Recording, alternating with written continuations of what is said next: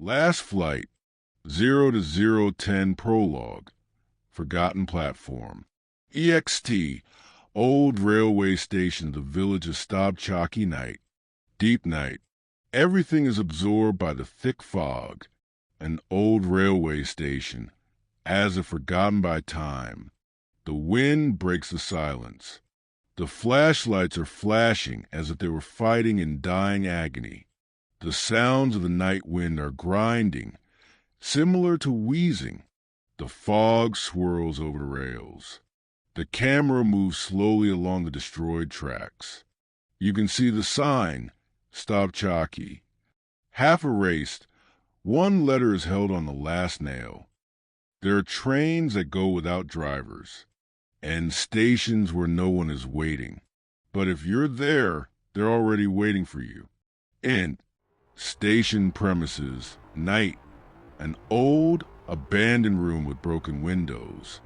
Inside is Seaman 70, a night watchman in a heavy cotton jacket. He ignites an old bourgeois. Next to is a thermos and a pocket radio receiver. He is silent. Seaman looks out the window. Emptiness. Silence. He wipes the molded glass with his sleeve. The hum can barely be heard. Suddenly, the creak of the rails. Far hoarse, as if time itself twitched. Seaman. It can't be. He slowly gets up, takes the lantern and goes outside. EXT. Platform columns, night. Darkness. There's movement in the fog. Silently, like a ghost, the train enters. Gray, with burnt numbers, no inscriptions. The windows are black, like a hole. There is no brake. It just stops. The door of one of the cars slowly, with a squeak, opens by itself. Inside is an impenetrable darkness. In that darkness is a silhouette of a woman in a black hood. Seaman. What kind of? The woman is not moving. The wind blows her hood, but her face is not visible. The camera is approaching. Her eyes are open, but dead. Further, scene 2, the interior of the CR. Awakening of passengers. 010 to 025, Act I.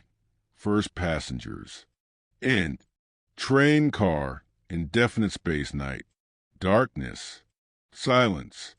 The dim light in the car turns on slowly, yellowish, as if from another time. Dust in the air. Everything frozen, as if someone had preserved the space. Leather seats. Old curtains that barely flap from the draft. The clock on the wall. The hands do not move. One by one, people begin to wake up, not as from sleep, but as after a blow, a fall, an injury. They look around slowly, breathing heavily, as if they had just appeared here. One, Andre, 35, journalist, disheveled, in a denim jacket, with scratches on his forehead. He sits down, puts his hand to the temple. Andre. Headlights. They were headlights. Damn. I was driving. Stacey, 22, student, pale, in a light coat. The look is confused. Her hand trembles slightly. Stacey. Is it a dream? Is this an experiment? Nat, 45, military, sheared, a scar near the temple, where the dry blood fell. Silent, closely examines everyone. Alia, 62, pilgrim, holds a rosary, whispering psalms. There's a charred cross around the neck. Nazar, 14, a teenager, pale in a black hoodie, draws something in a notebook with a black pencil. His eyes are deep, almost dead. Svetlana is a conductor, stands in the aisle. Its form is old, Soviet. Braided hair, the face is pale, the eyes are glassy. She doesn't blink. Her lips do not move, but her voice sounds in the heads of the passengers. Svetlana. They sat down. No one else will come on. We are heading to the last station. It's cold inside. You can see the breath. Andrei breaks away from his seat, looks out the window. There's black darkness, flashing trees, burned fields. Andrei in panic.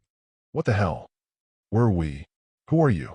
Svetlana, you chose this direction yourself. The light is flickering. Nazar stops painting and looks up at Ira. His voice is quiet but shrill. Nazar!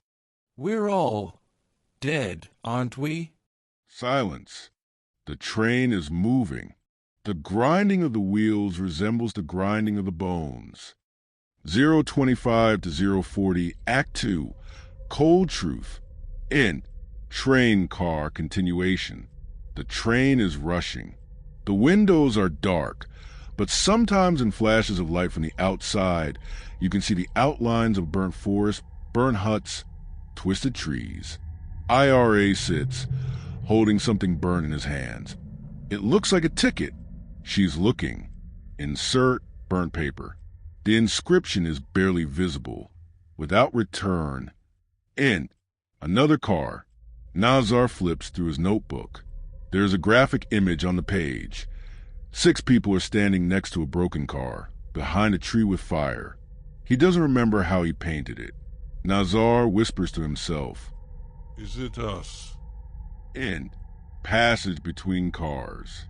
Nat holds his hand in his pocket, pulls out the case, the ball, fresh. There's still a bloodstain on it. He squeezes her. There's a flash of fear in his eyes. End. Car further. Oil Wyatt looks out the window. There's a station, but empty. The figure without a face stands, does not move. Another one, and more. Everyone is in the shadows, as if they are waiting. Well, Wyatt whispers. I saw such trains in my dream. They come for those who did not have time to repent. Her fingers go through the rosary faster. A tear rolls down the cheek. End. Wagon general plan. Andrei looks out the window and notices a familiar landscape. His village, but distorted. The trees are black like coal. The stove in the yard is still smoking. But there is no one. Andrei to myself. This is my yard, but everything burned down? And wagon. Stand in a circle. Passengers are standing, looking at each other. They are silent. Looks are anxious, guilty. Svetlana disappears. The car is getting darker. A new inscription suddenly appears on the floor, as if burned out. Confession equals chance. Nat. We're all dead? But why else are we here? Alia. This is the transition before. Andrei. I'm not dead. I am in a coma. I remember. Otto Blomom screamed. Nazar. If you hear a voice, then you can still go back. 040 to 055, Act 2, Horror begins. End. Wagon blackout. The light goes out, only flickering. The wind pierces the car, although all the windows are closed. Gradually, figures emerge from the darkness, conductor figures, tall in black hoodies. Their faces are mirrors. Everyone who looks in sees the moment of his death. They move silently in the car. Stacey is crying. Her fingers are shaking. One of the conductors approaches her. She sees herself in the reflection, standing on the platform. The train is rushing. She is crying, calling. Then a step, jump. Her body flies into the darkness. Stacey screams. Oh, it's not me. I didn't want to. I don't remember. Dark bathroom. The water overflows over the edge. In the mirror is his mother, naked, wet, her hands stretched through the glass. The face is distorted. Mother whispering. You promised to come, I was waiting. Andrew runs, but the mirrors are everywhere. Its reflection multiplies, and each there's a moment of collision with a car, wreckage, blood, fading eyes. Tripp's seen Nat, battlefield. He stands among the dead comrades. Each body turns its head to it. They ask, chorus body. Why you, why not us? Nat screams, shoots around, but the weapon is empty. There's fire and ashes all around. Trip scene, OLYA church. The altar is black. Candelabra is melting. On the cross, crucified. But Jesus' head slowly turned to Ola. Crucified. Where was your faith when the walls were burning? Alia falls to her knees, is baptized, but the cross turns into a knife in her hands. Trip seen Nazar. Classroom. Empty. But behind him are hundreds of silent children with ropes around their necks. They point to him. There is drawings on the wall. All are scenes of suicide. Voice in the head. You drew the exit, Nazar. Why didn't you use it? End. Wagon. A return to reality. Passengers are choking, in tears, shaking. Svetlana is standing again in the aisle. But now she is different. Her face is ashy, her eyes are empty, her hair is gray, as if she is decayed. Svetlana. One of you may come back. Others belong to the flight. The conductors stand behind her, like judges. All that remains is to make a choice. 055 to 110 Act 3 choice. In. Car. Darkness.